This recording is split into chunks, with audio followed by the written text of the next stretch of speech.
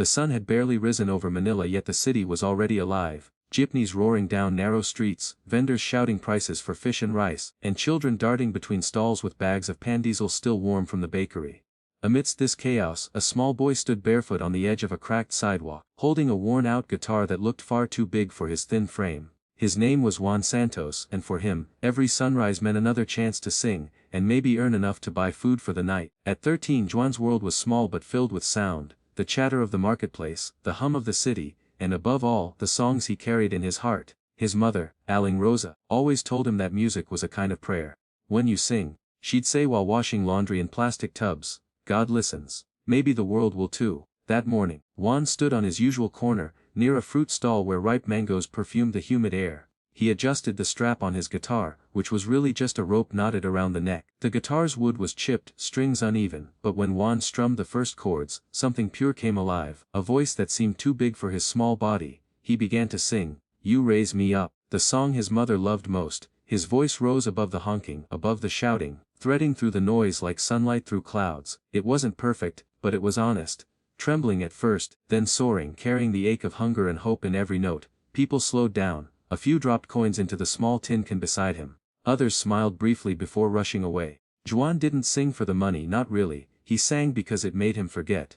The empty stomach, the leaky roof, the long nights when his mother coughed so hard it scared him. Singing made him believe there was something beautiful left in the world. As the morning wore on, the sky darkened unexpectedly. Thick gray clouds gathered, and soon fat drops of rain began to fall. Vendors scrambled to cover their goods, tricycles splashed through puddles, and the smell of wet asphalt filled the air. Most people ran for cover, but Juan stayed. He kept singing. His small figure stood under the downpour, rain soaking his shirt, water running down his face. But his eyes stayed closed, his voice unwavering. The guitar strings buzzed against his wet fingers, but he sang louder, lifting his voice against the storm. And then, something happened. A tall man holding an umbrella stopped at the corner. He was clearly a tourist, wearing a camera around his neck and a look of wonder in his eyes. He watched Juan for a moment, as if caught in a spell.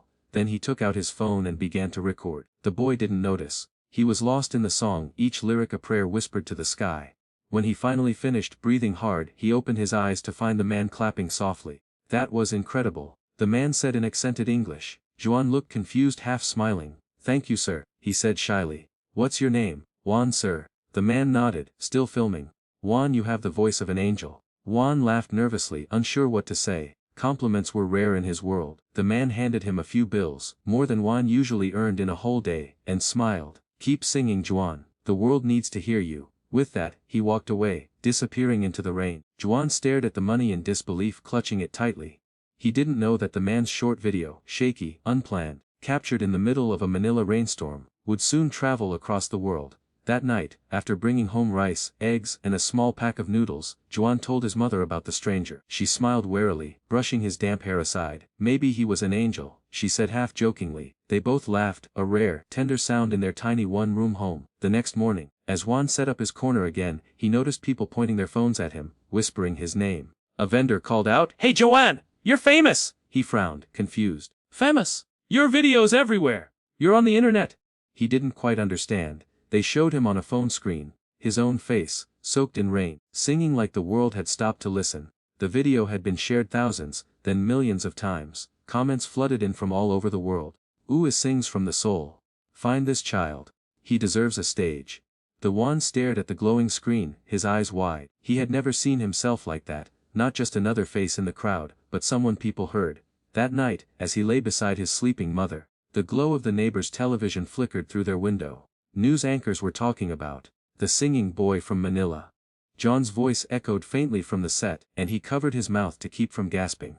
"Ma," he whispered, shaking her awake, "it's me on TV." Aling Rosa blinked, still half asleep. When she saw her hand flew to her mouth, tears filled her eyes. "Juan, that's you, Anak!" The whole world's listening. He didn't know what to feel, joy, disbelief, or fear that it was all a dream. But deep inside, a spark ignited. Maybe, just maybe, this was the beginning of something greater than the streets. The rain that once drenched his small world had washed open a new path, one leading far beyond Manila, beyond poverty, and into a place he'd only ever reached in song. And so, as dawn broke the next day, Juan picked up his guitar again. The air smelled of promise. The marketplace stirred to life. Unaware that the boy singing in the corner had already begun a journey that would one day carry him to the grandest stage on earth. America's Got Talent. He strummed softly and whispered to himself before the first note, "One day they'll hear me." And soon the world would. The next few days after Juan's viral video felt surreal. The streets of Manila buzzed with a strange excitement every time he appeared at his usual corner. Vendors who once ignored him now waved, shouting, "Sing for us again, Juan." Strangers came to watch him perform, filming new videos and taking selfies beside the shy boy with the worn guitar. But fame didn't change the way Juan lived. He still slept on the same thin mat beside his mother, still fetched water from the community pump, and still sang each morning to buy rice. To him, the attention felt like a dream he might wake up from any moment. One humid afternoon, as the city's heat shimmered like glass, Juan returned home from the market with a small bag of bread. His mother was sitting by the door, fanning herself, her face pale from exhaustion. "Ma," he said gently, "you should rest." "I'm fine, Anak," she said with a tired smile. "How much did you earn today?" He emptied his tin can, a few coins and a crumpled 50-peso bill. "Enough for dinner," he said proudly. Just then, the old phone on the wooden table began to ring. The ringtone was shrill and unfamiliar. They rarely got calls, and when they did, it was usually from neighbors asking to borrow soap or rice. His mother picked it up, pressing it against her ear. "Hello," she said softly. There was a pause, and then her eyes widened. Yes, this is his mother. Juan watched as her expression shifted from confusion to disbelief. Her lips trembled. "America's Got Talent," she repeated, voice breaking. "You want Juan?" She looked at her son, who stood frozen, clutching the bag of bread. Yes, he's here," she stammered. "Wet, please, I'll get him." She handed the phone to Juan, whispering, It's someone from that big show." "The one on TV," he blinked, unsure if he heard her right. "Hello," he said cautiously into the receiver. "Hi Juan," a warm female voice said on the other end. "I'm Emma from America's Got Talent. We saw your video." "Everyone here did. Simon Cowell himself asked us to find you. We would love to invite you to audition in Los Angeles." Juan's breath caught. "Me, yes, you," she said, laughing gently. "We'll help with the paperwork, the visa, the tickets, everything. We just need your permission, and your mother's. Are you ready for an adventure?" Juan turned to his mother, eyes wide with disbelief. "They want me to sing in America?" For a long moment, she just stared at him, her hand covering her mouth. Then she burst into tears. "Salamat Dios ko," she whispered. "Thank you Lord, thank you." When the call ended, Juan sat beside her, both of them trembling. The small room felt too small to contain their joy. The world beyond their door, the noise, the poverty, the struggle, all faded for a moment into something distant. But as the excitement settled, reality crept in. "How will we go?" Juan asked quietly. "We don't even have passports or money." His mother's smile wavered. "We'll find a way, Anak, we always do." The next morning, news spread like wildfire through their neighborhood. The boy from the viral video was invited to perform in America. The entire community came alive with pride. Jeepney drivers, vendors, and even local police officers stopped by to congratulate them. One neighbor, Mang Eddie, who ran a small carinderia, said, "We'll hold a fundraiser. Everyone can give what they can, rice, coins, anything. John's going to represent us all." Within days, posters appeared around the barangay. "Help send Juan to America," the boy with the golden voice. Children carried donation cans made from old soda bottles. Housewives baked kakanin and sold them at the plaza. Street performers organized a small concert, calling it Songs for Juan. Every peso that dropped into those cans carried not just money, but hope. At night, Juan would sit outside their home, gazing at the stars that peeked through the smog of the city. He thought about planes, stages and faces he'd only seen on TV. "Do you think Simon Cowell will like me?" he asked one night. His mother smiled softly. "How could he not? You sing from your heart. That's what people hear, not the words, but your soul." Days turned into weeks. Volunteers helped them get passports. A travel agency offered to sponsor the plane tickets after seeing Juan's story on the local news. Even government officials got involved, promising to fast-track the paperwork. Then one evening, a white envelope arrived. Inside was a printed document, his official AGT invitation letter. Juan traced the letters with his finger, whispering, "America's Got Talent." It felt unreal, like a fairy tale written for someone else. But the letter was in his name.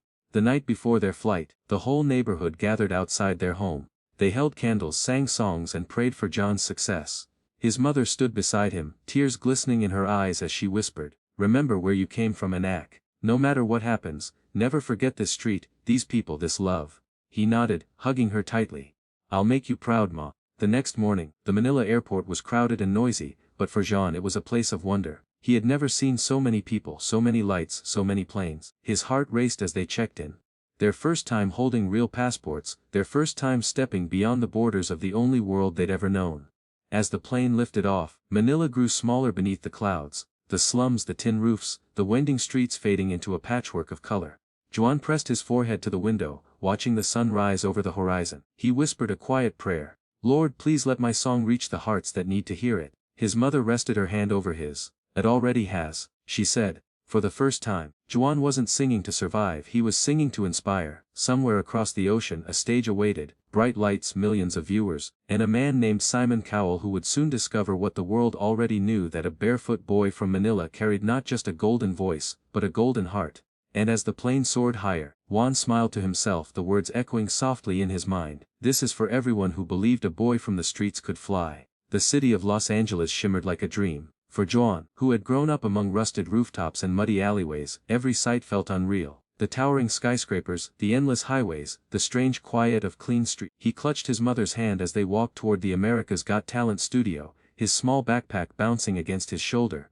Inside, cameras whirred, stage lights glowed, and people from all over the world buzzed with nervous energy. It was audition day. Producers guided him backstage, where dozens of performers were warming up. Dancers stretching, magicians practicing tricks, singers humming scales. Juan felt tiny among them, his worn-out sneakers and old jeans a stark contrast to the glittering costumes around him. His hands trembled as he held his battered guitar. A kind production assistant knelt beside him. "You nervous, sweetheart?" Juan nodded silently. She smiled. "That's okay, everyone is. Just remember, when you sing, you're already home." Her words settled gently in his heart. He closed his eyes for a moment and thought of his mother, sitting just beyond the stage, clutching the small rosary she always carried. He thought of Manila, of rain on the streets, of the strangers who had believed in him. Then, he took a deep breath. A booming voice announced over the speakers. Next up, from the Philippines, 13-year-old Juan Santos. The crowd applauded as Juan stepped onto the grand stage. The lights hit him, warm and blinding. The vast hall stretched out before him, thousands of faces, cameras and the legendary AGT judges panel. His heart pounded. At the center of the panel sat Simon Cowell, flanked by Heidi Klum, Howie Mandel, and Sofia Vergara. Juan had seen them on TV countless times, but now they were real, smiling, waiting, curious. Simon leaned forward slightly. "Hello there, what's your name?" The boy answered softly, his voice echoing across the silent hall. "Where are you from, Juan?" Simon asked. "From Manila, Philippines," he said, his accent gentle but clear. The audience cheered at the mention of his country. Juan smiled shyly. Simon continued, "And what will you be doing for us today?" "I'll be singing," Juan said, holding his guitar a little tighter. Simon nodded. "All right, Juan, the stage is yours." The lights dimmed. A hush fell over the crowd.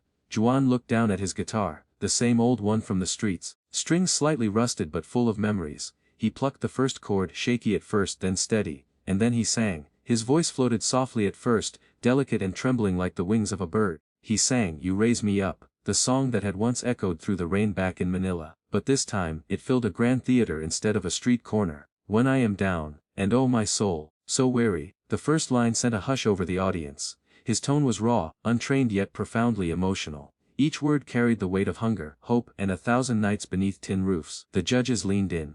"When troubles come, and my heart burdened be." The camera panned across the audience, people wiping tears, hands pressed to their hearts. John's mother, sitting in the wings, was crying silently, her hands clasped tight. By the second verse his voice grew stronger, bolder, as if the walls of fear inside him were breaking apart.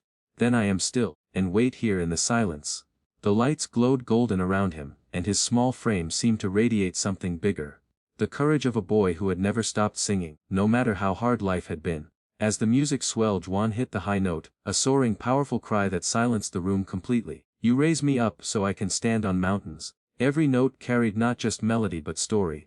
The story of a mother's faith, a city's kindness, and a child's unbreakable spirit. The audience rose to their feet, thousands clapped, many crying openly. Even the judges looked moved beyond words. When the final note faded, Juan lowered his guitar, breathing hard, eyes wide. The silence lasted only a second, then came an explosion of applause. The entire auditorium stood in a thunderous ovation. Juan looked stunned, his mouth parting slightly in disbelief. Simon Cowell sat still, staring at the boy as if trying to find words that matched what he felt. Finally he leaned into the microphone. "Juan," he began, his voice soft but steady, "I've done this show for many years, I've heard thousands of singers, but what I just heard," he paused, his voice cracking slightly, "was one of the most honest performances I've ever seen." The crowd roared again. Simon continued, "You didn't just sing that song. You lived it. You reminded all of us why music matters. It's not about fame, it's about heart." A tears welled in Juan's eyes. He tried to speak, but words wouldn't come. Heidi wiped a tear from her cheek. "You're pure magic, Juan." That voice. It touched everyone here, Sophia added, you came all the way from Manila, and now the whole world knows your name. Howie Mandel leaned forward, smiling warmly. You know what's incredible? You didn't need fancy lights or big instruments. You just needed your truth, and that truth reached every soul in this room. Juan could only nod, overwhelmed. The audience began chanting his name. Juan, Juan, the sound rising like a wave, and then Simon looked down, his hand hovering over the golden buzzer. The crowd gasped, holding their breath. Juan's eyes widened. He didn't dare believe what might happen next. Simon looked at him one more time. Juan, you came here from the streets of Manila with nothing but your voice. But today, you gave us everything. He pressed the button. The stage exploded in a shower of gold confetti. The music swelled, lights flashed, and Juan dropped to his knees, crying, his hands trembling as gold paper rained down around him. His mother ran onto the stage, hugging him tightly as the crowd roared. Simon stood up and walked toward them. He placed a hand on Juan's shoulder and said quietly, you're why this show exists. For a moment, everything blurred. The cheers, the lights, the cameras, until all Juan could feel was his mother's heartbeat against his cheek and the sound of people chanting his name. From the streets of Manila to the biggest stage in the world, a barefoot boy had turned struggle into song. And that song had just earned him a golden buzzer. As the gold confetti shimmered under the lights, Simon looked at the boy and smiled. This is just the beginning, and deep inside Juan knew it was. For a few heart-stopping seconds the world seemed to slow. Gold confetti hung suspended in the air like floating stars, glittering beneath the stage lights. Juan knelt there, trembling, his guitar still in his hands, his voice still echoing faintly in the vast hall. He could barely breathe. The sound of the crowd was distant, muffled, as though he were underwater. It took a moment for the truth to sink in. Simon Cowell had just pressed the golden buzzer. The roar of the audience swelled like thunder. Thousands of people clapped, shouted, and wept. The judges rose from their seats, smiling and wiping their eyes. Juan stared upward as golden light bathed his small figure, his tears mixing with the sparkling rain. His mother ran toward him from the side of the stage, barefoot. She had dropped her shoes somewhere in her rush, and threw her arms around him. Anak, she cried, her voice shaking. You did it, you did it. Juan clung to her tightly. Ma, he pressed it, he whispered, still stunned. Simon Cowell pressed it. The music swelled, the triumphant golden buzzer theme, and cameras zoomed in, capturing every tear, every tremor, every ounce of disbelief written across their faces. Simon stood up slowly, his expression soft, not the stern, sharp-eyed judge the world knew, but a man visibly moved. He walked toward the stage, brushing gold confetti off his shoulders, and extended his hand toward Juan. When their eyes met, Juan saw something he didn't expect: gentleness. Simon knelt slightly so that he was eye level with the boy. The audience quieted, sensing something special. Juan, Simon said, his voice low but steady, I've judged this show for a long time, but I don't remember the last time I saw someone sing with such purity, such truth. The Juan's throat tightened. Thank you, sir, he managed to whisper. Simon smiled faintly. You reminded me of why we started this show in the first place, to find voices that can move the world, and you just did that. The audience erupted again, chanting his name, John, John, Juan. The sound rolling through the theater like a heartbeat. Simon turned to the camera and said, this boy didn't come here with a big production or a fancy story. He came here with nothing but a song in his heart. And he just touched millions. He turned back to Juan, placed his hand gently on the boy's shoulder, and said something the microphones barely caught. You're why this show exists. Juan broke down again, his face buried in his mother's shoulder. She was sobbing too. Tears of gratitude, of disbelief, of every hardship that had led to this miraculous moment. The other judges came on stage to hug him. Heidi Klum wiped her eyes and said, you made us all cry, sweetheart. Howie Mandel laughed softly and added, this moment, this right here, is what the golden buzzer was made for. Sofia Vergara smiled through her tears. You showed the world that dreams don't belong only to the rich or the lucky, they belong to anyone brave enough to try. As the confetti continued to fall, Simon gestured toward the crowd. Everyone, remember this botos from Manila. The theater exploded once more. People were on their feet, cheering, waving flags, shouting his name as if he were a champion. Backstage, crew members were crying too. The host Terry Crews walked onto the stage, his massive frame towering over the small boy, but his smile was soft and proud. He knelt beside Juan and said into the microphone, Juan, my man, you just made history. The boy sniffled, wiping his tears with the back of his hand. I just wanted to sing for my mom, he said, voice cracking. I didn't think all this would happen. The audience let out a collective ow, moved by the innocence in his words. Simon chuckled gently, visibly emotional. That's exactly why it did happen. Juan's mother turned to the audience, her hands pressed together. Thank you, she said, her voice breaking. Thank you for believing in my son. Terry handed Juan the microphone again. If you could say one thing to all the people watching around the world, what would it be? Juan hesitated, glancing at his mother. Then he looked straight into the camera, his voice trembling but clear. Don't stop dreaming, even if you're poor, even if no one listens. Because one day, someone will. The audience gasped. People wiped their eyes. Simon looked down, shaking his head in awe. Wise words from a young man. Terry said softly, his voice thick with emotion. The show cut to a montage, gold confetti falling, Juan hugging Simon, his mother crying, the audience clapping. But in the center of it all was one thing: a boy from Manila who had turned pain into song. When the camera stopped rolling, the lights dimmed, and the crowd began to leave, Simon lingered on stage. He walked up to Juan and handed him a small envelope. "This is for you," he said. Inside was a handwritten note: "Never lose what makes you different. That's your gift." Juan held the note like a treasure. "Thank you, sir," he said softly. Simon nodded. "No, Juan, thank you." As they walked off the stage, the hallways buzzed with celebration. Crew members clapped as he passed. Some stopped to take photos, others hugged him, whispering, "You're amazing." But amid all the noise, Juan only wanted one thing: to sit quietly with his mother. Backstage they found a small bench. She took his hands, her eyes full of tears. "Do you remember, Anak?" she whispered, "when it rained, and you kept singing even though no one was listening?" Juan nodded, his voice trembling. "Yes, Ma," she smiled. "Now the whole world is listening." He laughed softly, tears spilling again. "Ma, it feels like a dream." "It's not a dream," she said, cupping his face. "It's your miracle." They sat there together, holding hands as the sounds of celebration echoed down the hallway. Around them, life had changed forever, yet in that quiet corner, they were still just a mother and her son from Manila, bound by love and song. Later that night, as they returned to the hotel, Juan stood by the window and looked out at the city lights of Los Angeles. Gold confetti still clung to his hair, shimmering faintly under the room light. He pressed his hand against the glass and whispered, "Thank you, Lord." Outside, the stars glowed faintly over the city, tiny specks of gold against a dark sky, not so different from the confetti that had fallen hours before. Somewhere inside him, a deep calm settled. The boy who once sang to survive had just sung his way into the hearts of millions. And as he drifted to sleep, his mother's voice echoed softly in the room. "You raise me up so I can stand on mountains." Juan smiled in his sleep. He finally had. Months had passed since that golden confetti fell over Juan on the America's Got Talent stage. Months since the moment the world stopped to listen to a poor Filipino boy's voice. But for Juan, the memory was still as bright as the day it happened.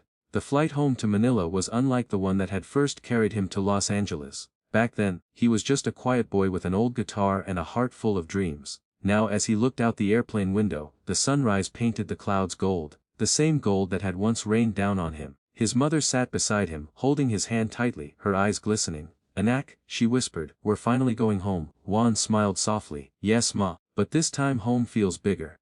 When they stepped out of the airport, they were greeted by a sea of people. Cameras flashing, banners waving, and cheers that echoed through the air. "Welcome home," Juan shouted. A group of schoolchildren, waving tiny Philippine flags. Someone had painted a huge sign, "From the streets to the stars. We're proud of you, Juan." His mother began to cry as strangers approached to shake Juan's hand, to thank him for making their country proud. Elderly women pressed rosaries into his palm. Tricycle drivers honked in celebration, and children stared at him with wide, awestruck eyes. It was overwhelming, but Juan's smile never faded. He waved at them all, not like a celebrity, but like a neighbor returning home. Their old shack near the train tracks was still there, though cleaner now. Volunteers had fixed the roof, repainted the walls, and even added a small sign above the door that read, "Home of the Golden Buzzer Boy." That night, Manila was alive with celebration. The mayor came to greet him, news reporters lined the streets, and neighbors brought food: adobo, lumpia, pancit, and rice, enough to feed the whole barangay. Music filled the air, but this time, it was not Juan singing for coins, it was the people singing for him. Later, when the crowd dispersed and the lights dimmed, Juan sat outside with his mother. The stars above Manila were faint, blurred by the glow of the city, but he could still see a few twinkling through. "Ma," he said quietly, "I want to do something with what God gave me. Not just for us but for others." His mother turned to him, curious. "What do you mean, Anak?" "I want to help kids like me. The ones who sing on the streets, who dream but don't have a chance. I want them to feel what I felt on that stage, that their voice matters." She smiled, tears filling her eyes. "Juan, and you can make it real." And he did.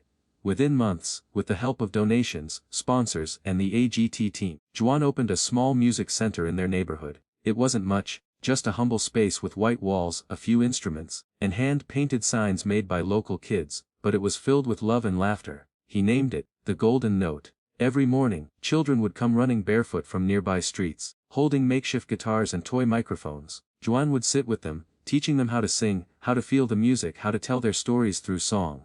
He never charged a peso. "Music saved me," he would tell them. "And now it's your turn." Some of the children were shy at first, too scared to sing above a whisper. But when they saw Juan, the same boy who once sang barefoot in the rain, they found courage in his smile. Slowly, the room would fill with voices, each one uncertain but growing stronger with every note. Juan's mother often watched from the doorway, her hands clasped together in quiet pride. She'd see him kneeling beside a child, adjusting their fingers on a guitar string, or clapping for a little girl who had finally sung a full song without crying. "Enak," she said one evening, "do you realize you're doing what Simon Cowell did for you?" Juan looked up, surprised. "What do you mean, Ma?" "You saw potential in them," she said softly, "just like he saw it in you." He paused, realizing the truth in her words. "Maybe that's what kindness does," he said with a smile. "It doesn't stop with one person, it keeps moving." Word spread quickly about the Golden Note. TV stations came to film, charities offered support, and international fans sent instruments from abroad. Soon, what began as a small neighborhood classroom became a movement, inspiring other communities to open free music schools across the Philippines. Yet Juan remained humble. He still lived in the same neighborhood, still walked to the market with his mother, still played the same guitar. Though it was now encased in glass when not in use, a reminder of the journey that began with that very instrument. One Sunday afternoon, Juan was invited to perform at a charity concert in Manila's Grand Arena, a show meant to raise funds for underprivileged children. Thousands came to watch. As he stood backstage, waiting for his turn, a familiar nervousness crept in, the same flutter he had felt before singing for Simon Cowell. He took a deep breath, then stepped into the spotlight. The audience cheered, their applause echoing off the walls. Juan smiled, lifted his guitar and began to play. But before singing, he said softly into the microphone, "This is for every child who's ever sung on the streets, for every mother who believed when no one else did, and for every person who still dreams, even when life is hard." Then he began to sing, the same song that had changed his life, "You raise me up so I can stand on mountains." The crowd fell silent, listening, some swaying, some crying. On the big screen behind him played clips from his journey, his street performances, the viral video Simon's Golden Buzzer moment, and the smiling faces of the children now learning music at the Golden Note. As he sang the final line, "You raise me up to more than I can be," the audience stood as one. A standing ovation that seemed to shake the ground. Juan lowered his guitar, tears streaming down his face. In the front row sat his mother, her eyes closed, her lips moving in silent prayer. He whispered into the mic, voice breaking, "I used to sing for coins. Now, I sing for hearts." The audience erupted again. The sound was deafening, but in Juan's heart it felt like peace. After the show, as he walked outside, the night air warm and filled with city sounds, Juan looked up at the stars once more. He thought of Simon, of the people who had helped him, of his mother, and of all the children now singing their own songs. In that moment, he realized something beautiful. Success wasn't about the confetti, the cameras, or the fame. It was about the echo his music left behind. And as the soft Manila breeze brushed his face, Juan smiled to himself and whispered, "This is where I belong." The camera of life would fade out on that image. A boy once lost in poverty, now surrounded by light and laughter, standing beneath the same sky where his journey began. Not just a singer, not just a dreamer, but a reminder to the world that even the smallest voice, when fueled by faith and kindness, can rise high enough to touch the heavens.